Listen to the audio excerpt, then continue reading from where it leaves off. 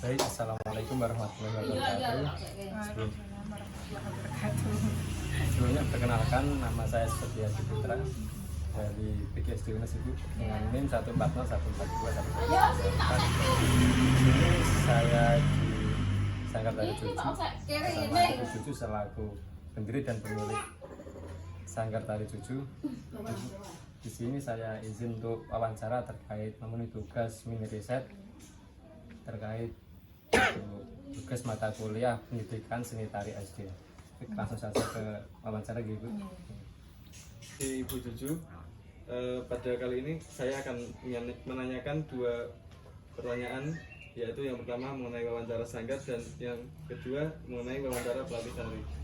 Untuk yang pertama yaitu mengenai wawancara sanggar, Ibu sejak kapan Sanggar Cucu ini berdiri? Kalau berdirinya itu tahun 2019 tanggal 10 Oktober. 2019 tanggal 10 Oktober. Ya.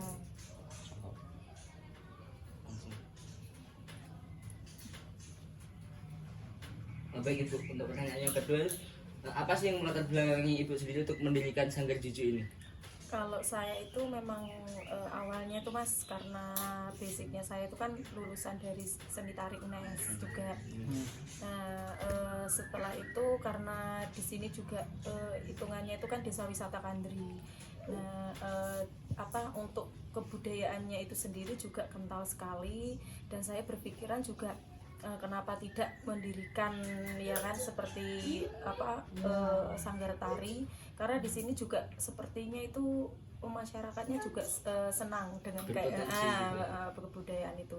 Nah kebetulan saya juga lulusan dari tari juga. Nah akhirnya saya membuat sanggar tari ini. Ya awalnya itu memang agak susahnya ya karena kalau saya itu kan memang aslinya bukan dari sini ya Mas, saya dari Sumatera. Cuman kan saya ada suami saya yang dari sini. Nah untuk mempromosikannya itu, awalnya memang 6 orang. Terus alhamdulillah semakin lama 3 tahun ini sudah hampir 40 anak. Gitu. Baik Ibu, untuk pertanyaan yang ketiga, dalam mendirikan Sanggar Tari ini adakah kendala yang dialami Ibu?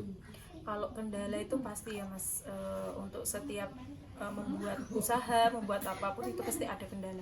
Kalau kendala di sanggar saya tuh yaitu karena kita masih termasuk baru. Nah apalagi tempatnya juga tidak di kota, maksudnya di bawah. Nah itu kan agak masih jatuhnya ke promosi karena kita hanya masih basicnya itu kan mengandalkan promosinya ya hanya ke IG, nah terus paling sosmed lah ya, sosmed.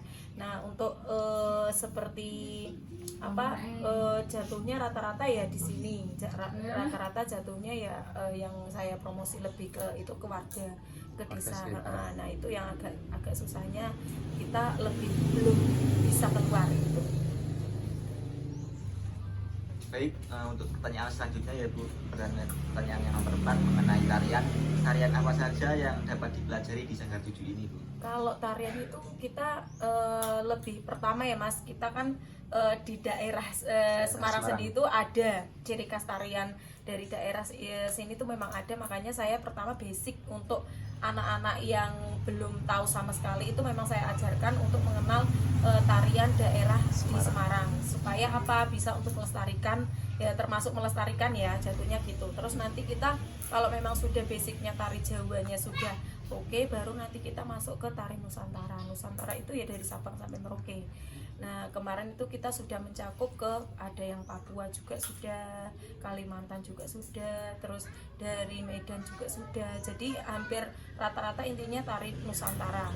Terus nanti setelah kita sudah tingkatannya sudah mereka bisa, baru kita naik lagi ke level yang agak sulit. Nah itu mancanegara.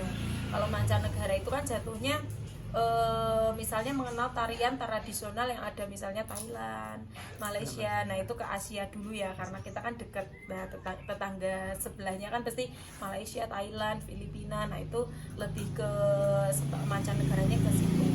Terus nanti untuk lebih ke jenjang yang dewasa itu nanti jatuhnya ke kreativitasnya itu ke konten.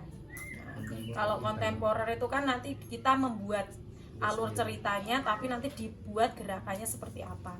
Tapi kalau misalnya anak-anak kan masih ke tari yang sudah ada. Nah, gitu. Baik Bu, untuk pertanyaan berikutnya, di Sanggar ini selain kegiatan tari, apakah ada kegiatan lain yang dilakukan? Ada. Kalau dari Sanggar sini itu tidak mengajarkan tari saja sih Mas. Kalau kita itu lebih, kalau seorang penari itu kan pasti harus bisa make up, harus bisa ngostumi sendiri. Nah itu tetap kita ajari, karena untuk bekal ke depannya kalau misalnya memang sudah dia berkompeten di situ, ya berarti nanti kita akan ada job-job lain itu ngambilnya dari murid saya gitu. Jadi misalnya ada job ngerias, ada job misalnya pelatihan atau apa, nah itu kan kita tetap akan ada yang seleksi dari siswa yang sudah benar-benar bisalah di bidang itu. Karena alhamdulillahnya sih, maksudnya yang dari sini tuh lulusan dari Sanggar saya itu alhamdulillah sudah masuknya itu memang arahnya ke tari. Rata-rata yang dari sini tuh udah masuk ke UNES seni tari. Nah kalau yang sudah masuk itu Mas, jatuhnya nanti saya tarik lagi bukan menjadi anggota atau murid, tapi nanti jatuhnya pelatih, melatih. Jadi lulusan dari sini ya juga bisa melatih di sini. Nah seperti itu. Selanjutnya Ibu, dari Sanggar 7 sendiri itu prestasi apa saja Bu yang pernah diraih? Kalau prestasi itu yang terakhir ini Mas, kemarin itu juara 2 itu tingkat kategori SD Mas, yang apa namanya di Kendal, Kabupaten Kendal. Itu tema tari kreasi tradisional. Itu alhamdulillah kemarin dapat juara 2. Terus yang tingkat SD lagi itu yang FLS 2N itu juga pernah dapat juara 1 sama juara 2. Banyak sih Mas, kita banyak mengikuti event-event. Terus kita pernah menjuarai se-Indonesia itu alhamdulillah sih harapan 1, tapi itu tingkat se-Indonesia nasional. Itu nasional. Kita dapat 2, harapan 1 sama harapan 2. Itu kategori SD. Kalau yang untuk dewasa itu kan kita lebih sebenarnya nggak masuk ke event karena kita lebih mengisi acara kayak job gitu loh Mas. Kalau dewasa yang misalnya mahasiswa, terus yang anak-anak SMA, nah itu jatuhnya kita bimbingnya itu lebih ke misalnya ada acara pernikahan atau apa, nah itu nanti ngisi acara. Makanya kita lebih ke teknik untuk mempersiapkan bagaimana sih cara penari itu bisa membawakan kayak 3 komponen, wirasa, wiraga, wirama. Nah itu kalau yang dewasa. Bagi Bu, untuk berkaitan dengan pelatih di Sanggar 7 ini ada berapa pelatih gitu? Kalau pelatihnya ada 3 dengan saya. Jadi yang dari luar itu yang untuk pelatih yang tadi yang dewasa itu ada dari ISI. Saya lulusan dari saya mengambil dari lulusan ISI Jogja. Kalau yang untuk mengajari TK itu baru ini kuliah Mas, kuliah di UNES. Nah, dia juga dulunya kan nari. Nah, di sini alhamdulillah sampai sudah masuk ke UNES itu kan saya ambil. Baik Bu, untuk selanjutnya mengenai pelatih, apakah terdapat kriteria tertentu agar dapat bisa menjadi seorang pelatih di sini ya? Kalau kriteria pasti ada Mas, karena seorang misalnya mau menari itu otomatis kan harus paham tentang tarian. Jadi saya tetap melihat bagaimana penyeleksian itu ya, oh ini lulusan dari mana dulu gitu kan. Khususnya kalau yang dewasa. Kalau dewasa itu kalau memang ada yang pertama intinya saya kan nge-share dulu tuh Mas, maksudnya membutuhkan pelatih. Tapi kalau memang saya udah punya channel, misalnya teman saya, oh ini baru lulusan ini, oke lah, dia ternyata bisa, saya lihat oh ternyata dia bisa untuk menghandle anak-anak, terus cara pengajarannya, pembelajarannya juga bisa, dan nah itu akhirnya saya ambil. Jadi intinya yang utama pasti dari dia tuh linear lah, jatuhnya lulusan dari tari gitulah jatuhnya gitu. Baik Bu, untuk pertanyaan selanjutnya terkait mengajarkan tari kepada siswa Ibu sendiri itu diajarkan melalui bentuk apa saja? Kalau saya itu lebih ke langsung Mas praktek, jadi nggak ada namanya teori. Kalau beda dengan yang sekolah ya, kalau sekolah itu kan jatuhnya kayak mode pembelajarannya itu ada yang misalnya dengan infokus, dengan laptop, maksudnya langsung ke layar atau apa gitu kan. Kalau saya itu lebih ke teknik. Jadi misalnya kita bertemu tatap muka langsung kita langsung praktek, tapi dengan cara yaitu dengan ibaratnya lebih detail. Misalnya kayak nyekitingnya seperti apa, nah itu dikasih tahu. Misalnya gerakannya ini harus seperti ini. Bener-bener kita langsung ke praktek. Jadi pembelajarannya nggak ada yang lain sih. Yang penting itu kalau untuk dasaran pasti olah tubuh, karena olah tubuh itu bisa melatih untuk kelenturan. Nah jatuhnya langsung praktek.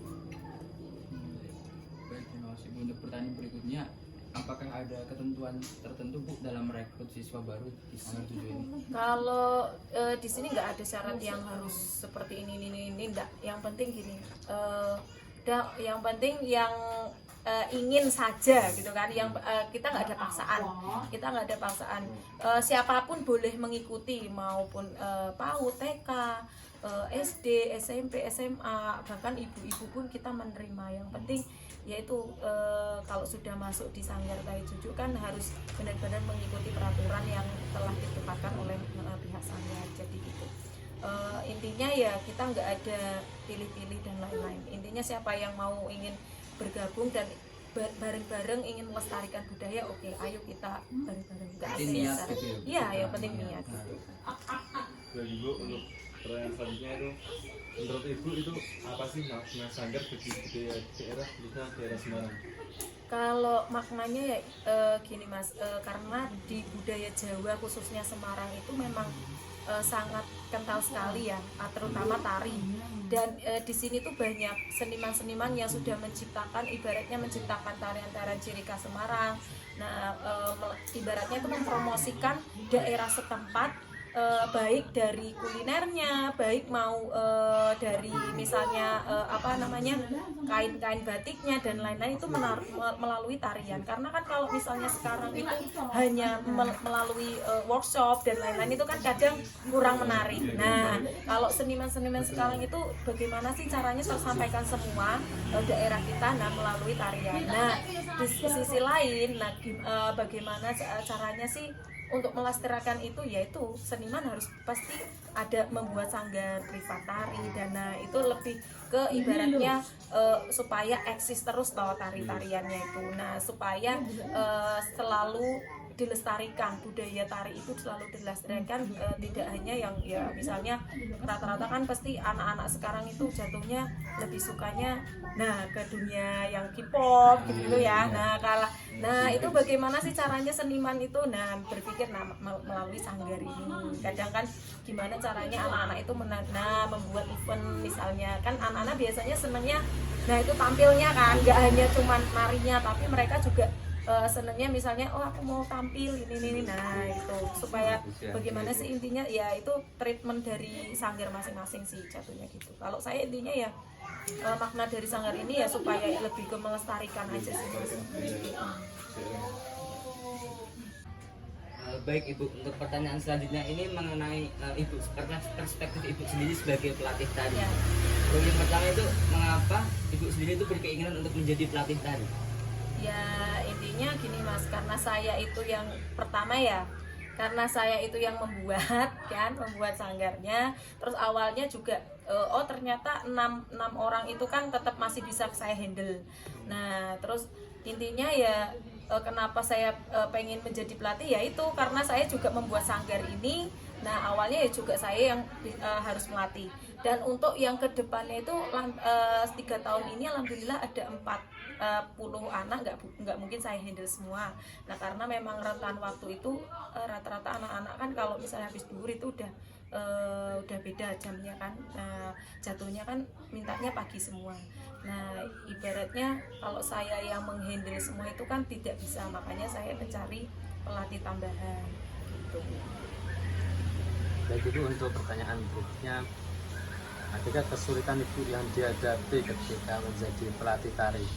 Kalau kesulitan itu ya paling ini sih Mas, karena memang rata-rata itu anak-anak kan memang belum punya dasar tari ya. Jadi itu ya pertama awal-awalnya itu memang kita mengajarinya memang dari nol.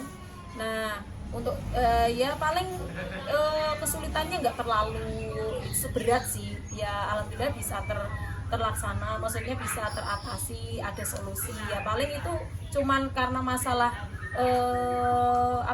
penyampaian gerakannya aja. Kadang kan anak-anak juga kesusahan, nah tapi ya alhamdulillah bisa teratasi. Gak ada yang berat sih, maksudnya yang kesulitannya nggak ada.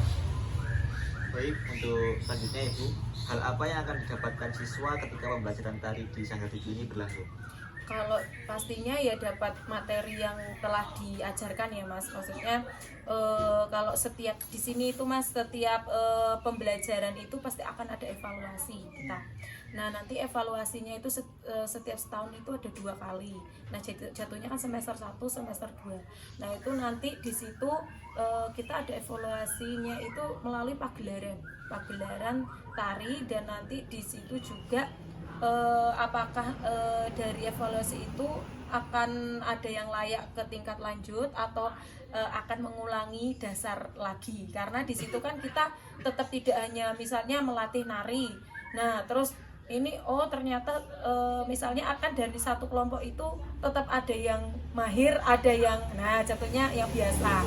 Nah itu kan tetap nanti kalau misalnya ke tingkat lanjutan otomatis kan kalau ke tingkat lanjutan otomatis kan lebih sulit, ya kan. Nah di situ nanti akan diumumkan bagi yang masih mengulang atau yang kelanjutan itu siapa. Nah nanti di akhir juga itu akan mendapatkan seperti ijazah Mas, jatuhnya gitu. Nah ijazah atau piagam, sertifikat, karena di situ sertifikat itu sangat berguna untuk misalnya pendaftaran sekolah atau yang dibutuhkan lah, ibaratnya keperluan sekolah itu bisa jadi gitu. Baik Bu, untuk pertanyaan berikutnya, dalam proses pembelajaran tari kan tentunya yang digunakan itu praktek, tapi apa ada metode lain Bu yang digunakan? Kalau kita itu paling ya Mas, ibaratnya jatuhnya itu metodenya itu ya itu kita selingi dengan misalnya kegiatan lain, misalnya nggak hanya nari di sini, kita latihannya nggak di sini, tapi kita mencari seperti tempat lain yang bisa untuk nggak selain nari tapi untuk edukasi juga. Jadi itu ibaratnya kita jalan-jalan lah, piknik dulu, tapi di situ juga kita bergerak. Jadi itu kayak bergerak, cuman ibaratnya olah tubuh aja tapi berbaur dengan alam. Terus nanti kita sambil selingan-selingan, ternyata ini loh di daerah sini itu kalau misalnya ini banyak flora fauna. Nah itu gimana sih caranya kita menari kalau burung itu seperti apa. Nah itu kan udah termasuk praktek ya. Nah jadi supaya mereka itu tidak bosen juga Mas. Jadi kalau di rumah misalnya kalau di Sanggar sini kan jatuhnya nanti kalau misalnya pas materinya kebetulan tarian tentang burung atau tarian tentang flora fauna, nah kita mengajak ke tempat lain. Nah itu nanti ini loh coba kalau misalnya bunga itu bergeraknya seperti apa, nah itu nanti coba dipraktekkan. Nah seperti itu kita jadi nggak bosan kalau misalnya belajar seperti itu. Bagi Bu, untuk selanjutnya itu melihat perkembangan era sekarang itu menurut Ibu apakah seni tari tetap penting untuk dilestarikan? Sangat penting Mas, karena di dalam semakin perkembangan zaman itu yang lebih dominan kan kalau anak-anak sekarang itu pasti modern dance. Nah jatuhnya gitu, takutnya gini Mas, karena kemarin kan juga sempat kayak Reok Ponorogo itu kan mau diklaim ya sama negara lain. Nah, makanya ini bagaimana sih caranya supaya bisa anak-anak ya terutama yang lebih ke TK, SD itu supaya bisa suka dengan tarian-tarian yang ada di daerah kita.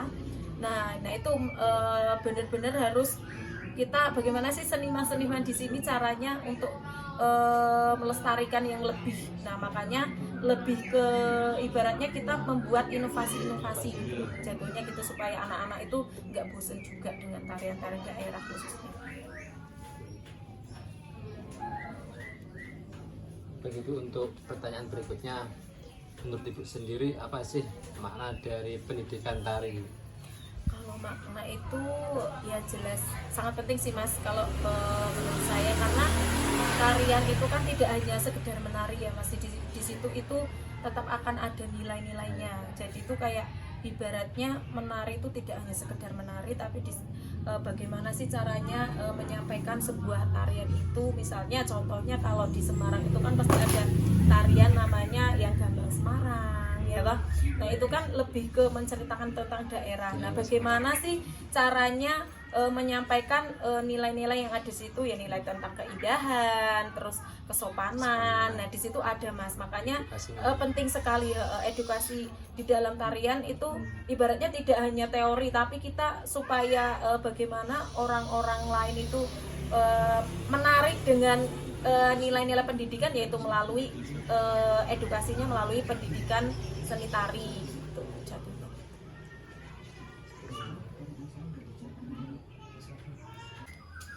Baik, terima kasih Ibu atas kesempatannya diwawancarai. Ya, sama-sama. Selamat sore. Sama saya Mas. Dengan Mas Hikmah ya. Iya, benar sekali. Sebelumnya perkenalkan Mas, nama saya Susatya Diputra dari PGSD UNES. Di sini saya izin mewawancari Mas Hikmah sebagai penari di Sanggar Tari Juju. Iya, boleh Mas. Jadi nanti ada sekitar 6 pertanyaan Mas. Oh iya, apa? Langsung ke pertanyaan saja Mas. Iya. Baik. Untuk pertanyaan pertama, apa motivasi Mas Hikmah untuk menjadi seorang penari? Untuk menjadi seorang penari itu motivasi saya gini ya Mas, kan biasanya di daerah lokal-lokal itu lebih ke identik dengan tarian kan, budaya, mengenalkan budaya. Nah, salah satu motivasi saya itu ya untuk melestarikan budaya kita sendiri. Dan untuk zaman sekarang kan anak-anak lebih jarang menari kan, dan lebih menyukai budaya luar. Dan itu motivasi saya untuk menjadi penari. Baik, terima kasih Mas. Untuk pertanyaan kedua, adakah kesulitan atau kendala yang dialami Mas Hikmah selama belajar menjadi penari? Kalau kesulitan itu mesti ada ya Mas ya, tiap proses pun mesti ada juga kesulitannya. Untuk kesulitannya tersendiri adalah kan Mas juga tahu kan kalau menari itu tidak hanya sekedar bergerak ataupun menari tanpa irama, tetapi juga harus memiliki irama dan dengan tempo yang tepat.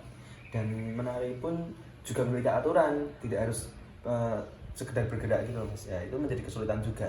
Baik Mas, untuk pertanyaan ketiga, menurut Mas Hikmah apakah seni tari itu penting? Menurut saya seni tari itu juga sangat penting Mas, karena gini ya, budaya kita di Indonesia pun memiliki bermacam-macam tarian. Jadi menurut saya itu seni tari itu juga penting untuk melestarikan budaya kita sendiri, tentunya untuk budaya lokal maupun budaya negara kita.